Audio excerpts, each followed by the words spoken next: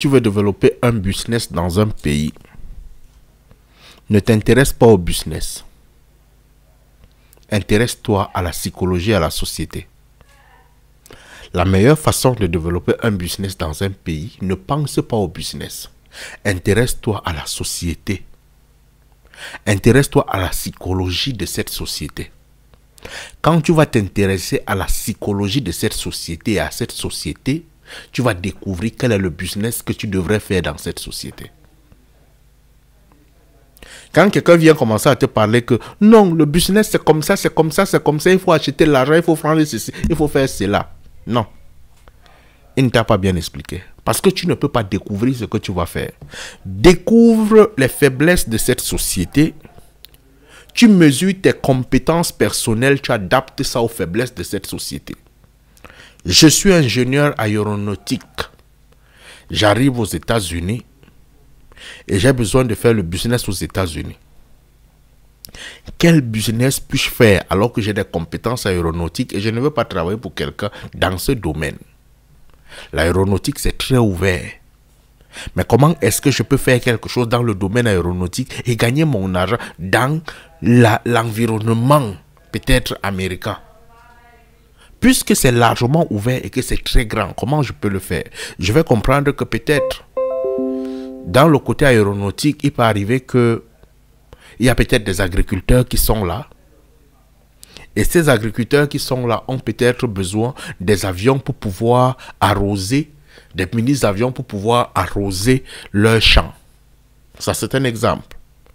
Tu arrives là, tu ne peux pas travailler avec Boeing, tu ne peux pas faire ceci, tu n'as pas la capacité là. Tu connais toi-même que tu n'as pas la compétence là. Mais au moins, tu as des connaissances au niveau aéronautique, et au niveau peut-être des avions. Je prends le cas par exemple.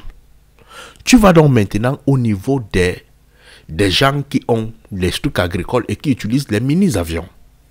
À partir de ces gens, tu vas comprendre que peut-être ils ont besoin de comprendre même seulement le fonctionnement de l'air pour pouvoir arroser leur champ. Parce que quoi, peut-être à cette période, ils savent que ils arrosent juste par mégade, comme ça on arrive là, l'avion monte, ça arrose les champs et tout ceci. Alors que tant qu'ils sont en train d'arroser, le vent à ce moment-là sort et ça fait en sorte que le produit qu'on verse va peut-être du côté gauche. Parce que le vent est mal calculé. Toi, tu vas arriver, tu vas développer une connaissance par rapport à ça. C'est un besoin qu'ils ont. Pourquoi? Parce que quand ils versent le produit, au lieu que le produit parte à gauche, ça part totalement à gauche. Parce qu'ils versent ça à un mauvais temps. Tu vas venir, tu vas étudier ce besoin, tu vas étudier leurs problèmes. Et toi, tu vas dire, comme je suis ingénieur aéronautique, comme j'ai des connaissances adaptées à ça, je vais rencontrer ces agriculteurs, je vais résoudre un problème qu'ils ont. Parce que quand ils vont arroser sur le maïs de la droite reste se gâter. Donc moi, je vais résoudre ce problème. Je vais rencontrer ces agriculteurs, je vais leur dire que vos avions que vous utilisez ne devraient pas voler à telle période. J'ai une science, une connaissance par rapport à ça pour pouvoir vous amener à éviter ce problème. Quand tu vas présenter ça sans t'en rendre compte, tu es devenu un entrepreneur, tu as une solution. Et la solution que tu as, ça se vend à des milliers d'euros. Donc, pourquoi? Parce que là, tu as étudié la société. Tu as étudié les besoins de cette société. Tu as étudié la psychologie des agriculteurs.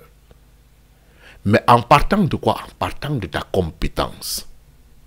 En partant de ta compétence. Si tu commences à utiliser ta compétence et tu veux l'adapter dans n'importe quelle société pour pouvoir t'en sortir, pour pouvoir créer des idées, pour pouvoir créer de l'entrepreneuriat, ça ne peut pas te manquer. Mais si tu commences à penser à l'argent pour pouvoir entreprendre, si tu commences à penser au investissement pour pouvoir entreprendre, si tu commences à penser l'autre a réussi dans ceci, l'autre a réussi dans ceci, moi aussi je peux réussir dans ça, tu vas échouer les pieds en l'air. Les pieds en l'air parce que tu n'as pas la compétence que l'autre a. Il y a des business qu'on vient là maintenant. Non, investissez dans les crypto-monnaies, investissez dans ceci. J'ai fui ça moi depuis. Il y a des gens qui sont venus me supplier, je vais te former, je vais faire ceci. J'ai étudié, j'ai dit que moi, je connais ma psychologie, je connais ma force, je connais ma réflexion. Je peux prendre le risque dans cette affaire, je perds tout. Donc c'est mieux, je ne m'aventure pas dans ça, bien que ça donnait de l'argent aux gens. Moi j'ai découvert le Bitcoin devant mes amis. Je me rappelle, quelqu'un me devait l'argent, il est venu me rembourser ça en Bitcoin. Et je lui ai dit que non, garde le Bitcoin là. C'était autour de 3000 euros. Il a gardé ça. Je suis parti après, si c'est je suis parti après, peut-être un mois après, pour pouvoir récupérer cet argent. C'était de 3 000 euros à 5 000 euros, ou sinon 6 000. Hein? Quand j'ai entendu que ça 6 000, j'ai dit que non, donne-moi mon argent, ça va. Le niveau là, c'est bon. Mais ceux qui avaient le cœur et qui connaissaient le business ont continué dedans. Les 3 000 que j'avais là, ça devait le donner même 12 000. Mais il ne faut pas avoir le cœur de gagner. Parce que tu ne connais pas. Mais quelques temps après, ceux qui ne connaissaient pas dans ce business, dans le Bitcoin à cette période, pareil, ça les a frappés. Mais ceux qui connaissaient ont gagné. Parce qu'ils savaient mesurer les tendances du Bitcoin. Tu ne peux pas faire un business parce qu'on est venu te parler de ça. On est venu te dire ceci. On est venu te... Quelle est ta compétence dans ça? Quelles sont tes connaissances dans ça? Ne te lève pas, tu peux pas investir dans l'immobilier. Parce que tu as investi dans l'immobilier, tout le monde va te dire que immobilier, tu te lèves, tu peux pas investir. Frère, le jour que ça va te frapper KO. Tu vas te poser la question, ouais, j'ai investi dedans, pourquoi? Va investir ce que tu sais que tu as un minimum de connaissances et que tu as un minimum de maîtrise. C'est pour ça qu'avant d'investir, étudie-toi d'abord toi-même. Les gens qui viennent me voir en accompagnement, je commence d'abord à t'amener à découvrir qui tu es. Le connais-toi toi-même. Si tu ne te connais pas, tu investis pourquoi? Parce que tu ne pourras pas gérer ça, tu ne pourras pas accompagner ça, tu ne pourras pas faire élever ça. C'est ça le connais-toi toi-même. Est-ce que tu te connais? Quand tu te connais, tu peux donc adapter tes connaissances à la société et aux besoins de cette société pour pouvoir mettre en valeur tes compétences et faire monter un business. Oh là là, je parle beaucoup, mais personne ne tapote même. Je dois partir.